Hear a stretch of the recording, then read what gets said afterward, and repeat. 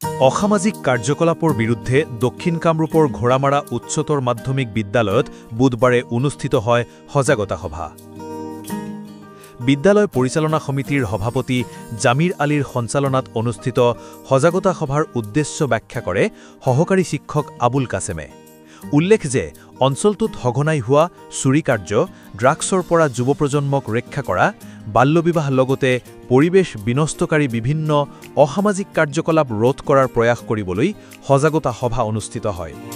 সজাগতা সভাত গৰৈমাৰী ৰাজচক্ৰৰ চক্ৰ বিষয়া নুপুৰ বৰা, জৰখিমুলি আৰক্ষী চকীৰ ভাৰপ্ৰাপ্ত আৰক্ষী বিষয়া পংকজ দাস, বিদ্যালয়খনৰ শৈক্ষিক তত্ত্বাৱধায়ক ছলিমুদ্দিন আহমেদ, অৱসৰী শিক্ষক ভাছান আলী আহমেদ, বিশিষ্ট সমাজকৰ্মী ছাবেদ আলী আহমেদ, আব্দুৰ ৰৌফ, ভাউৰীয়া ভিঠা গাঁও পঞ্চায়তৰ সভাপতি চিৰাজুল হক, লগতে উত্তৰ হাতীখলা প্ৰাথমিক বিদ্যালয় পৰিচালনা সমিতিৰ সভাপতি তাইজুল হক প্ৰমুখ কৰি বিদ্যালয়ৰ শিক্ষক শিক্ষয়িত্ৰী ও সমাজ সচেতন ব্যক্তি উপস্থিত থাকে।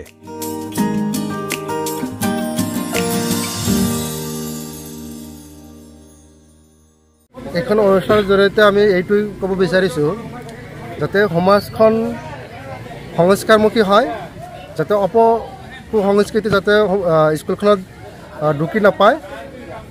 যেনেকৈ ধৰক মদ ভাং এইবিলাক নিৰ্মূল হ'ব লাগে, চুৰি কাৰ্যটো নিৰ্মূল হ'ব লাগে। আমি চাই আছোঁ অচিৰেই প্ৰায়খন বিদ্যালয়তেই চুৰি কাৰ্য সংঘটিত হৈ আছে। ইফালে প্ৰাইভেট স্কুলতো হৈ আছে, যোৱা কেইদিন আগতেও হৈছে।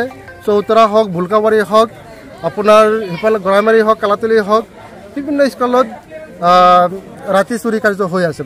ফেনৰ পৰা মটৰলৈকে সকলো বস্তুৱেই চুৰি হৈ আছে। তো এই ক্ষেত্ৰত আমি আমাৰ অভিভাৱকসকলক বিনম্ৰভাৱে অনুৰোধ জনাইছোঁ যাতে আপোনালোকে সকলোৱে এইখন চুৰি কাৰ্য যাতে নিৰ্মূল হয়, আপোনালোকে সহযোগ কৰক আৰু সমাজখন যাতে দুৰ্নীতিমুক্ত হয় সেইখন যাতে আপোনালোকে দৃষ্টিগোচৰ দিয়ে, তাৰ বাবে আমাৰ এইখন বিদ্যালয় হৈ আপোনালোকক আহ্বান জনাইছোঁ।